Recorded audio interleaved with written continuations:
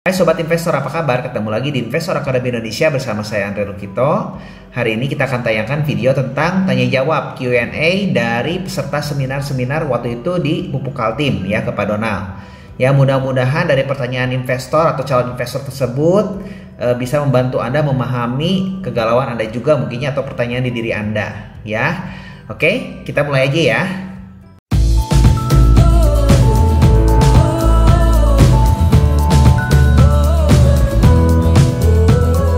Teman-teman, di sini sudah terkumpul beberapa pertanyaan yang akan didiskusikan, baik itu untuk narasumber kita, Bapak Mal, mungkin nanti ada pertanyaan untuk Pak Gatot ataupun Pak Andre.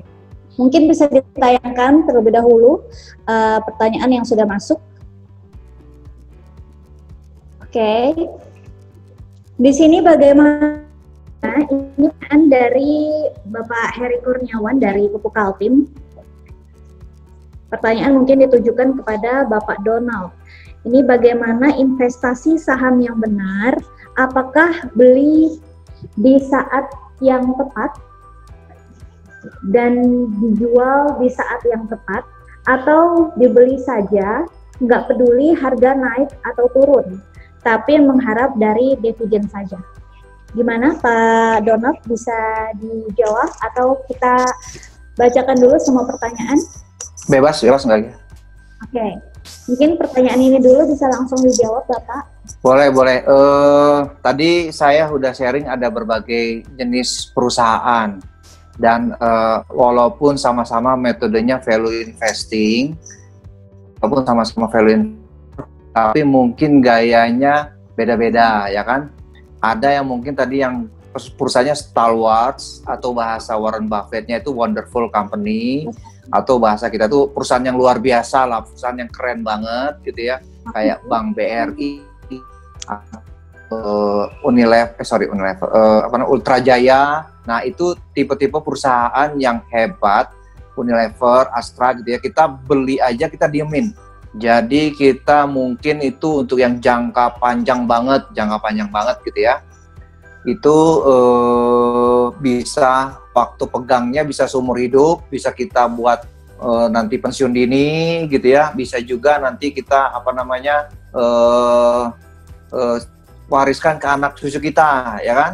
Nah ini juga bisa pakai triknya Pak Gatot tadi yang very inspiring ya, bisa dilupakan, sahamnya dilupain aja, udah disimpan di gudang, tapi jangan lupa beneran gitu kan, taruh di gudang ya. Sebenarnya ini sekarang sudah online semua, tapi seakan-akan kita nggak punya saham itu, tapi nanti kita cek lagi mungkin dan harga sahamnya udah naik.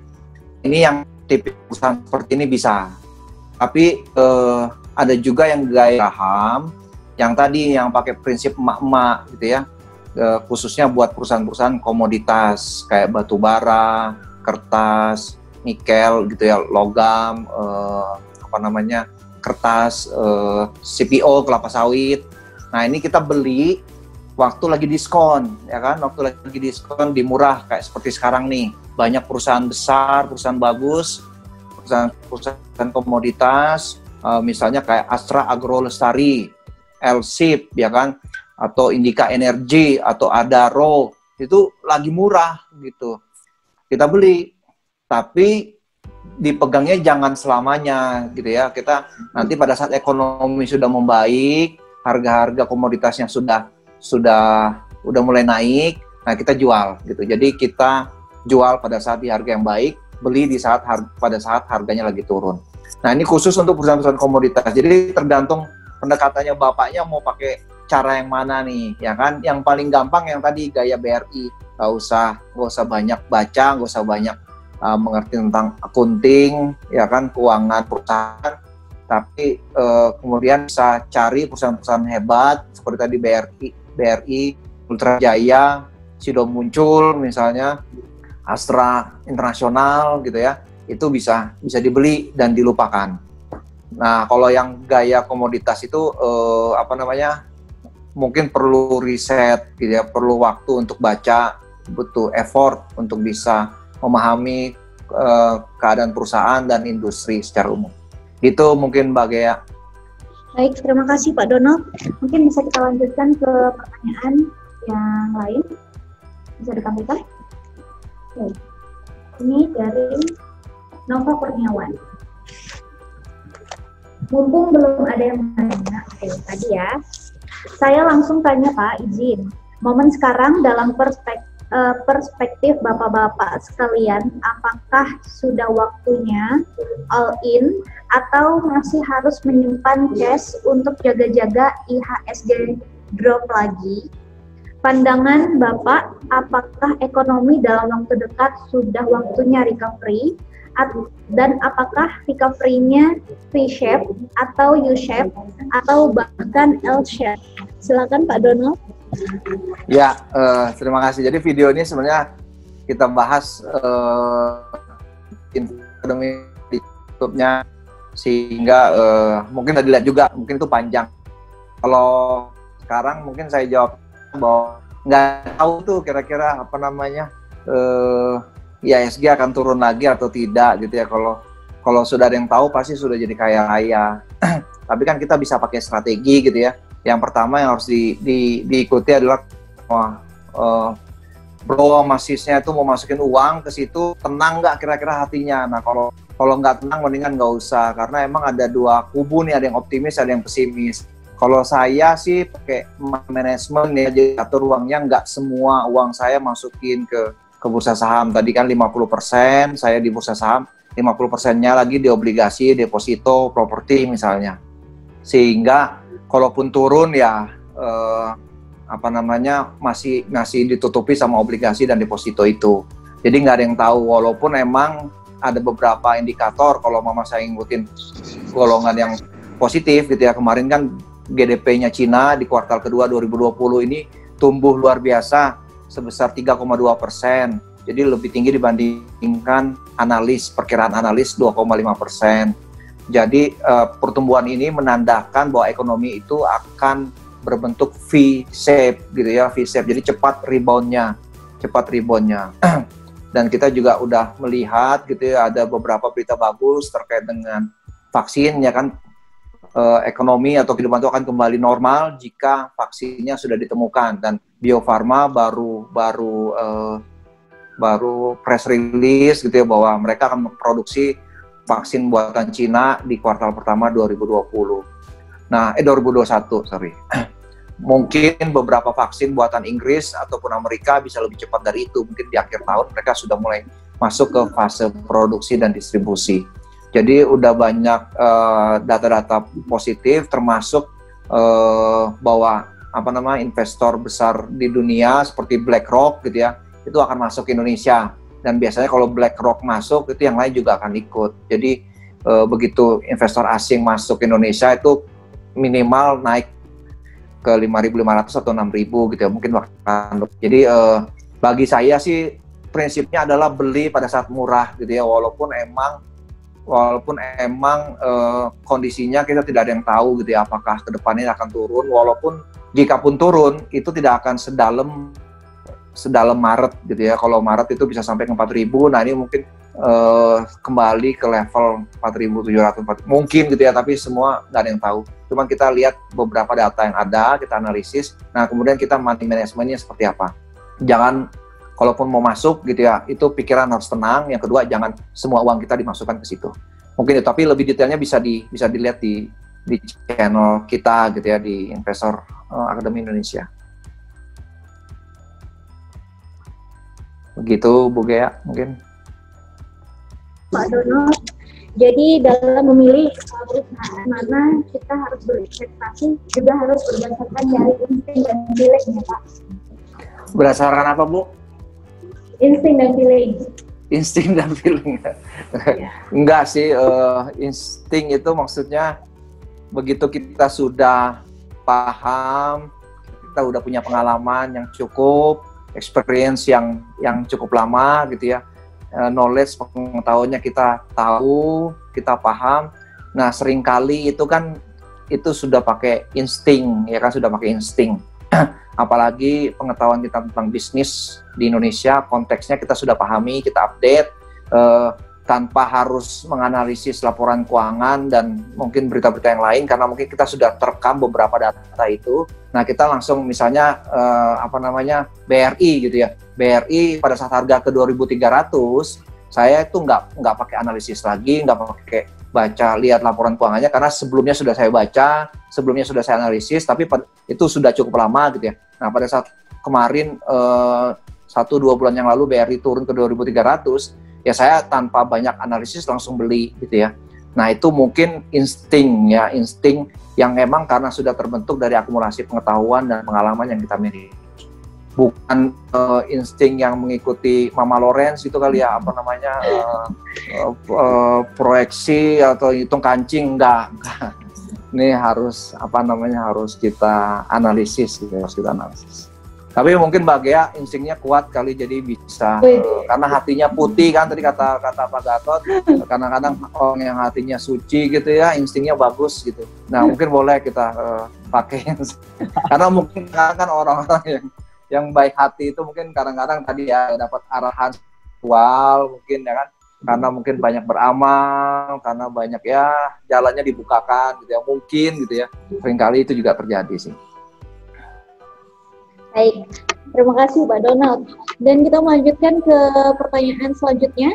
Nanti ini kita akan menampilkan beberapa pertanyaan. Nah ya, setelah itu kita akan mempersilahkan kepada partisipan yang ingin menanyakan langsung ke Pak Donald atau Pak Andre, ataupun langsung ke Pak Gatot. Baik, pertanyaan selanjutnya sudah ditayangkan. Oke. Dari Bapak Usman Kunio. Bagaimana cara menghitung nilai intrik saham? Apa saja yang mempengaruhi naik turun nilai intrik saham? Itu Pak. Iya, good question ya. Jadi ini sebenarnya kan ada cara secara akunting atau valuasi yang bisa kita pakai. Ada beberapa metode, sebenarnya bahasanya bahasa akunting sih. Jadi misalnya DCF, discounted cash flow gitu ya. Cuman kan seperti Warren Buffett juga sampaikan, cara seperti ini tuh seringkali error karena kita berhadapan dengan penentuan besarnya nilai nilai interest gitu ya. Kalau kita lihat penentuan nilai interest gitu ya, bunga gitu kan, Menteri Keuangan aja sering salah gitu. Nah, siapakah kita yang kemudian bisa menentukan nilai bunga itu sehingga perhitungan kita bisa akurat? Pada saat kita salah menentukan nilai I-nya, itu akan salah kemana-mana. Jadi Warren Buffett sarankan kita cari perusahaan yang tadi, yang wonderful company, yang perusahaan yang hebat gitu ya, sehingga penentuan nilai interestnya lebih mudah. Nah bagi saya pikir ada cara yang lebih gampang, lebih simple, lebih konvensional malah sebenarnya, lebih bisa menekan risiko dengan cara per PBV, dan ini sebenarnya cara yang dipakai oleh banyak investor termasuk Lo Keng Hong.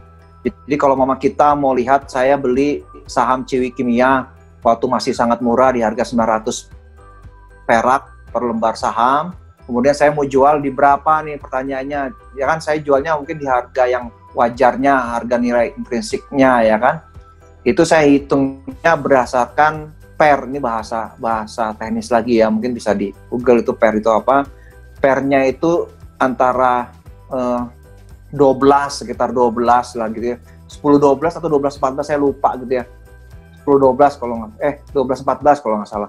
Jadi rata-rata perusahaan di pulp and paper di dunia, baik di Indonesia maupun di Brasil, misalnya Fibria gitu ya, itu dihargai secara wajar, intrinsic value-nya adalah di per 12-14. Makanya kemudian saya hitung bahwa Ciwi Kimia itu akan mencapai per 12 di harga 10.000 per lembar saham. Nah di situ kemudian saya jual gitu ya. Karena harga wajarnya di situ. Jadi pakai cara yang mudah tapi lebih konvensional, lebih bisa memitigasi resiko dan lebih gampang lebih praktis dalam menghitungnya. Tapi itu menjadi acuan banyak investor, bukan hanya di Indonesia tapi juga di seluruh dunia. Itu mungkin. Mudah-mudahan menjawab. Baik Pak, ini sekaligus saya menimpali ada pertanyaan terbaru dari partisipan.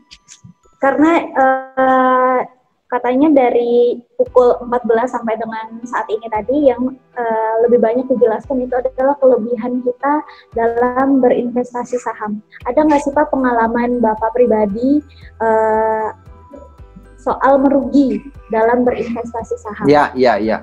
Very good questions. Jadi emang kalau mau belajar jangan cuma dari cerita sukses, tapi cerita rugi. Tadi saya sampaikan sih bahwa saya itu rugi ya, walaupun bukan cuma itu satu-satunya, ada beberapa. Tapi memang yang paling parah itu di 2019 karena saya itu di 2018 uangnya berlipat-lipat gara-gara Ciwi Kimia, NKP dan beberapa saham gitu ya.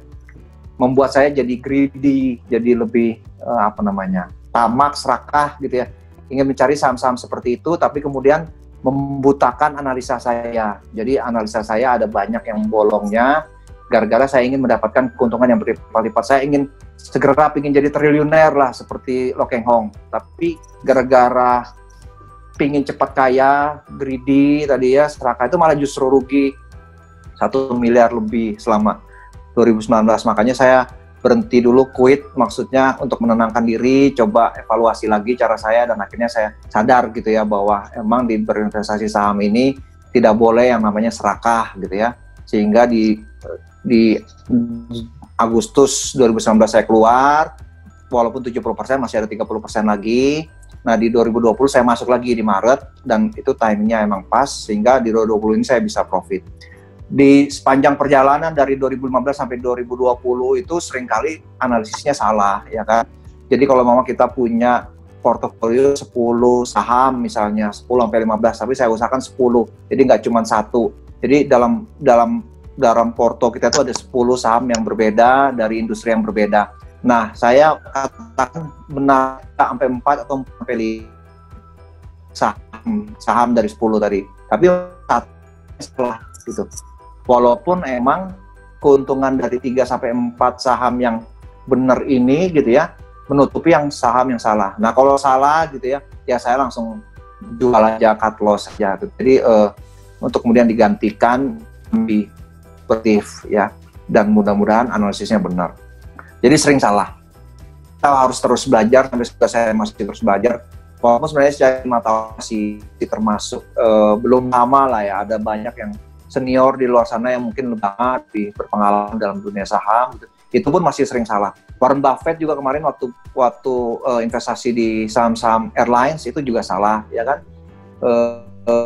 Lo Keng Hong gitu ya, bahkan masuk ke Bumi Resource, kelompoknya Bakri, itu pun salah gitu. Jadi salah itu biasa, tapi jangan sampai membuat kita berhenti, apalagi berhenti belajar. Yang penting kita coba analisis kenapa kita salah, ya kita perbaiki. Mudah-mudahan kedepannya kita bisa lebih baik.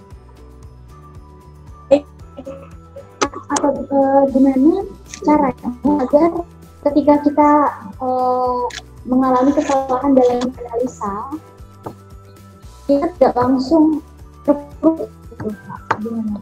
Tipsnya ada tips? Ya, yang pertama kan harus pernah rugi gitu ya. Kalau belum pernah rugi, biasanya yang pertama emang suka keringat dingin gitu ya.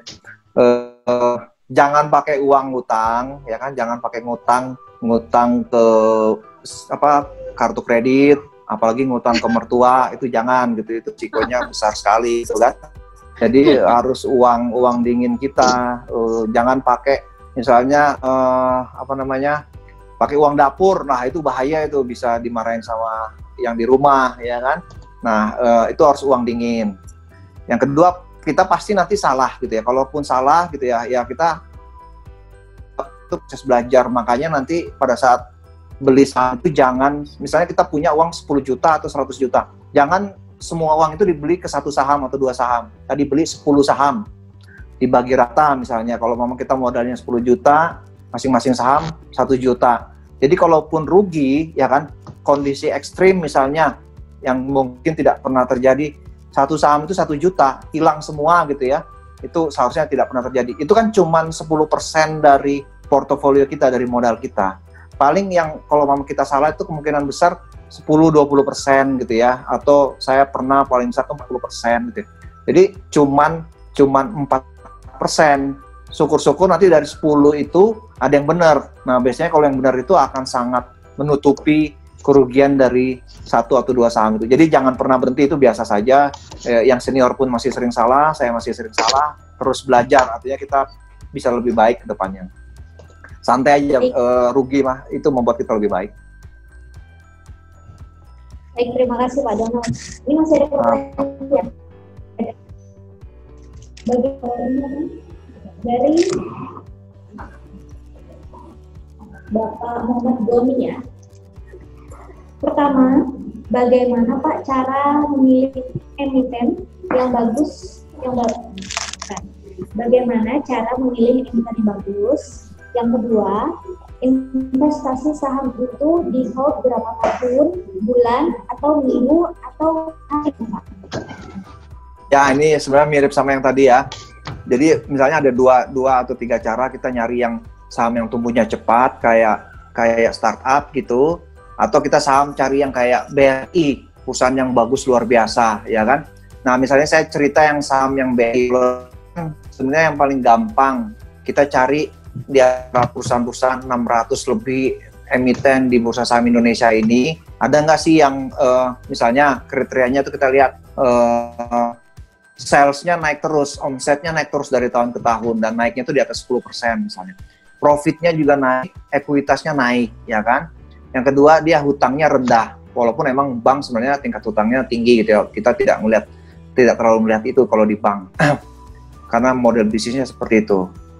Misalnya mungkin kita lihat, misalnya tingkat DER-nya, debt ratio-nya, terus kita lihat lagi gross profit margin-nya tinggi atau tidak, current ratio-nya tinggi atau tidak. Misalnya itu beberapa kita beri dan kita bisa, dan semua langganan itu ada tuh. Jadi kita nggak perlu analisis lagi, sudah ada data semuanya, tinggal di screening.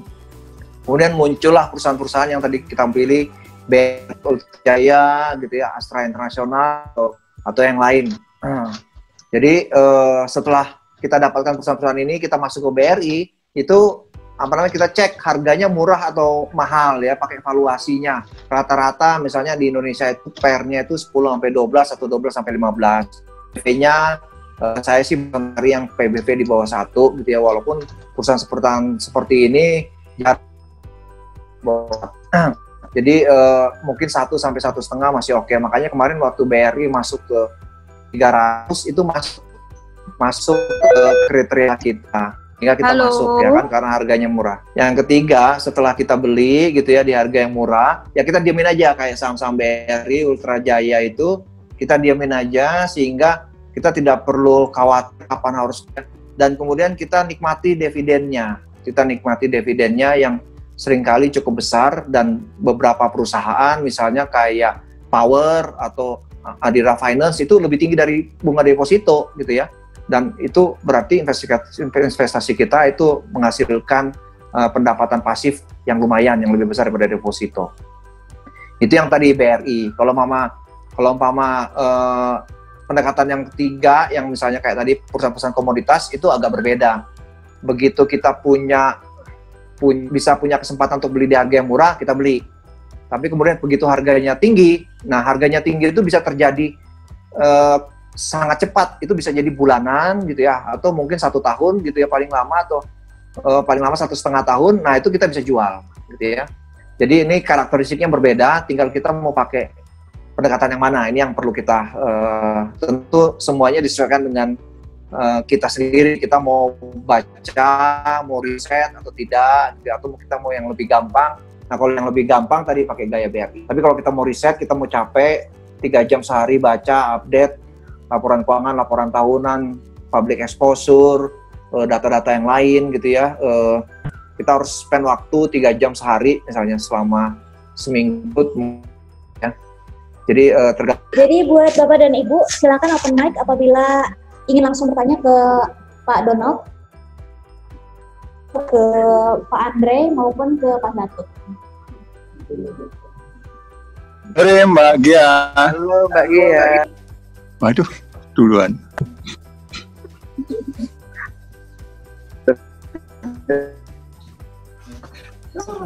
Halo. Iya, silakan sebutkan nama dan dari instansi mana Pak? Saya Tony dari KII Mbak Gia. Ya, silakan Pak. Mau nanya ke Pak,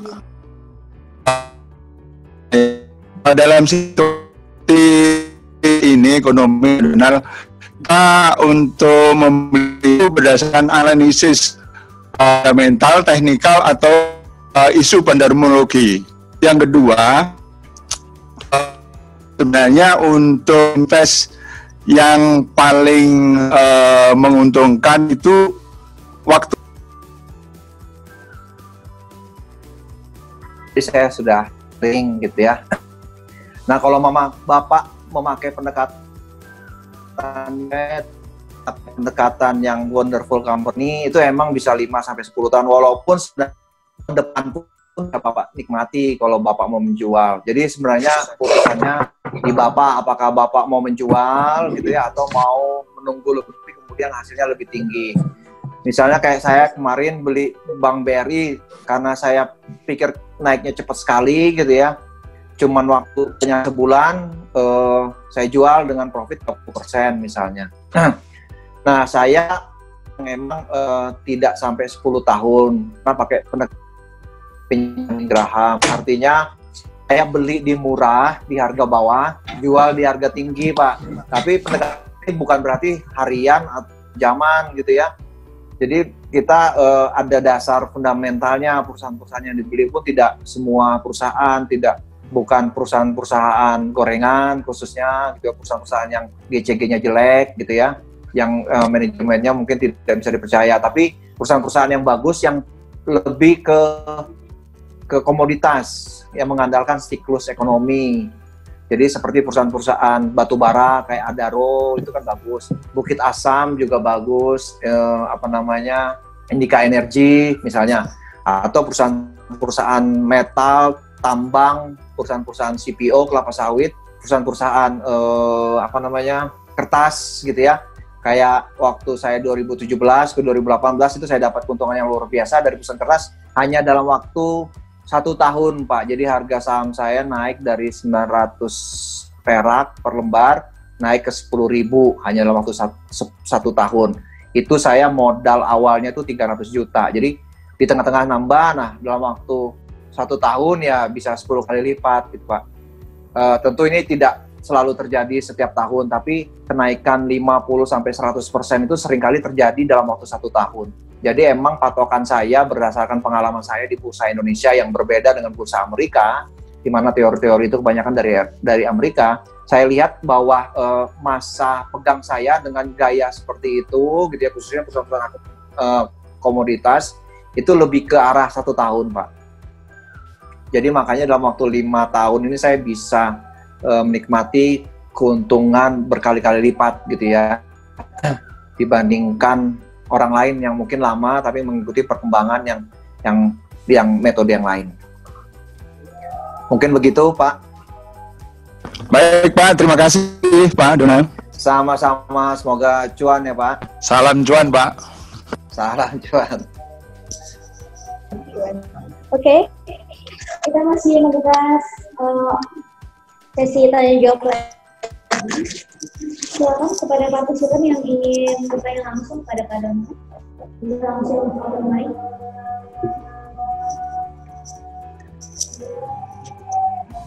Selamat siang Mbak Gia, Pak Donald.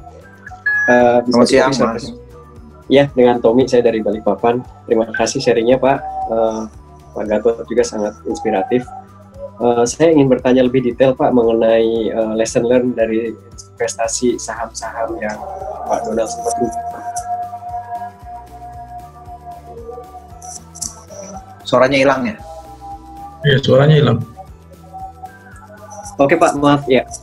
Jadi ini saya ingin bertanya untuk lesson learn dari investasi yang ini, Pak, yang rugi. Jadi tadi sempat Pak Donald bilang sempat rugi 1 miliar 2019, bagaimana bisa bangkit.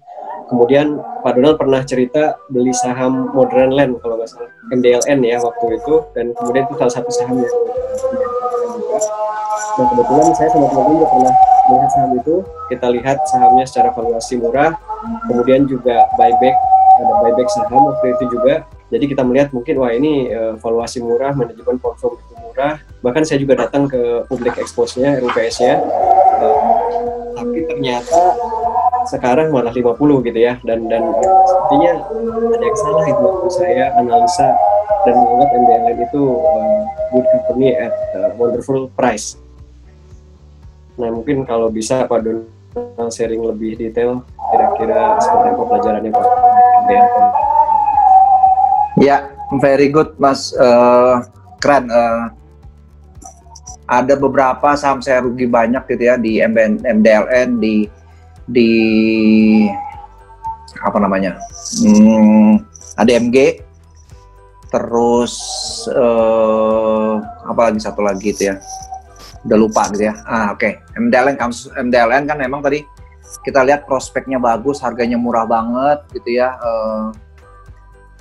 tapi kemudian kok aneh gitu ya, aneh harganya turun terus, bahkan sampai 40% lebih saya turun di situ, sehingga kemudian emang saya putuskan untuk menganalisis lebih dalam. Jadi secara finansialnya pada saat ini terjadi aneh, baru kemudian saya coba lihat analisis finansialnya, dan ternyata emang ada beberapa data finansial itu yang tanda tanya lah. Artinya kemungkinan besar financial engineering-nya dilakukan dengan sangat baik di MDLN.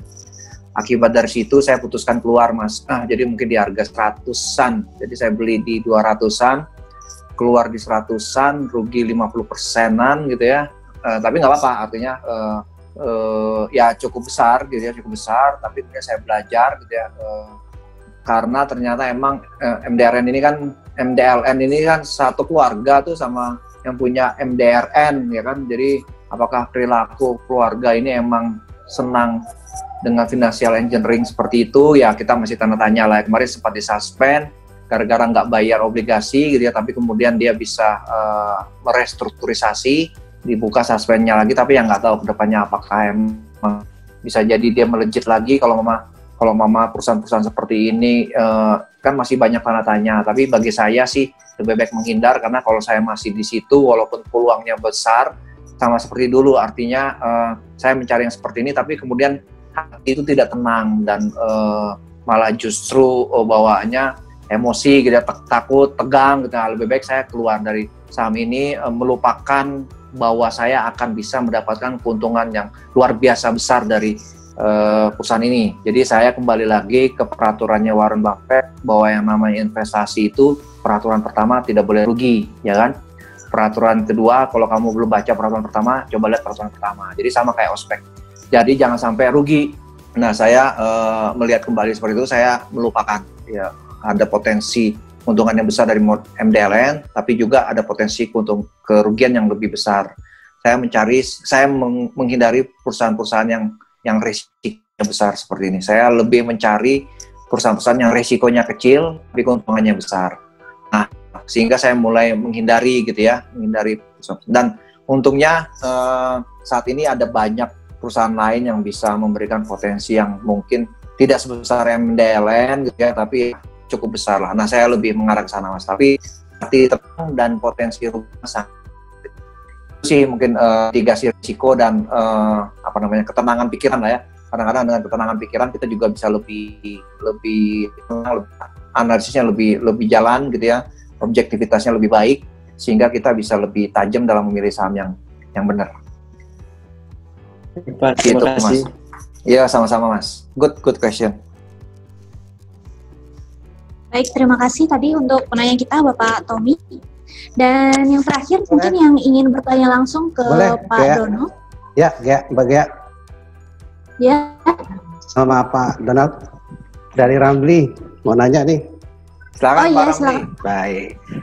Pak Donald, di akhir-akhir ini 2-3 hari terakhir ini itu nilai sahamnya KB Pharma, INF tuh gila-gilaan naiknya Pak. Kalau saya hitung itu udah di atas 50% itu. Udah. Itu hari Pak ya? Iya itu. Nah, maksud saya itu apakah termasuk nilai wajar itu naiknya segitu itu? Nah, terus kira-kira sampai bertahannya itu berapa lama kira-kira tuh Pak kenaikannya itu Pak? Trennya itu. Iya. Maksud saya apakah ini bisa kita jadikan sebagai investasi kita Karena khawatirnya pas kita simpan tahu-tahu losor juga akhirnya.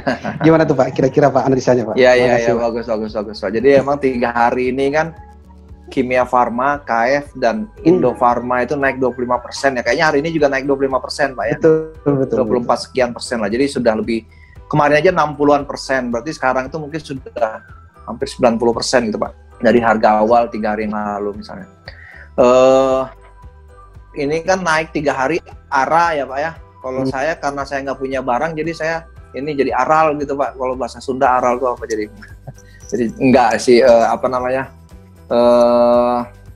ya itu kan digerakkan oleh sentimen bahwa Bio Farma akan memproduksi vaksin yang dibuat oleh Cina dan itu akan dipasarkan ke Asia Tenggara. Jadi Indonesia itu akan menjadi basis produksi vaksin Cina untuk Asia Tenggara. Dia kan produksi 250 juta vaksin, itu luar biasa gitu ya. Walaupun kita tidak tahu struktur pricingnya seperti apa gitu, sehingga nanti profitnya dapat berapa banyak, itu kita nggak tahu. Saya nggak tahu kenapa mereka beli banyak dan benar-benar menggebu-gebu gitu. Biasanya itu jarang terjadi gitu ya. Apakah emang sedemikian perspektifnya? Apakah mereka punya informasi lebih dalam gitu ya? Apakah ada insider yang memberikan informasi seperti ini? Atau itu spekulasi? Ini yang kemudian bagi saya masih tanda tanya, tapi mungkin bagi pemodal besar yang masuk itu mungkin mereka udah punya datanya. Nah, kalau saya lihat gitu ya, saya pernah waktu di zaman Maret itu saya beli Kimia Farma di 600 dan dia cepat sekali naik ke 1.200, tapi saya udah lepas di 1.200 kalau nggak salah. Kalau kita lihat perusahaannya, Kimia Farma, Indofarma itu sebenarnya saya kurang tertarik Pak. Jadi perusahaan-perusahaan yang mungkin tidak terlalu bagus secara fundamental menurut ukuran-ukuran yang saya kembangkan. Indofarma itu rugi terus-terusan walaupun sudah dikasih berbagai insentif sama pemerintah. 4 tahun ini rugi terus gitu ya. Saya nggak tahu karena COVID, kebutuhan akan alat kesehatan itu luar biasa banyak, sehingga apakah dia profit tahun ini saya belum tahu. Tapi saya ragu dengan kompetensi dan kejujuran direksinya gitu ya, sehingga saya tidak masuk. Nah, saran saya ya kita jangan iri dengan apa yang sudah dinikmati oleh teman-teman yang mungkin rezeki mereka gitu ya. Saya juga mungkin bisa jadi salah gitu ya. Tapi kalau mau kita bagi value investing sih saya pribadi, mungkin orang lain pakai pendekatannya berbeda juga. Harganya sekarang sudah mahal, apalagi Indofarma yang rugi tapi valuasinya udah sangat mahal gitu ya. Saya nggak akan masuk Pak. Jadi saya akan memilih perusahaan-perusahaan yang masih murah dan itu masih banyak dibandingkan Kimia Farma Indo. Takutnya nanti Bapak beli di harga pucuk, di harga ujung atau turun aja. Ya walaupun kita tidak bisa menutup kemungkinan masih ada potensi naik lagi gitu ya Pak.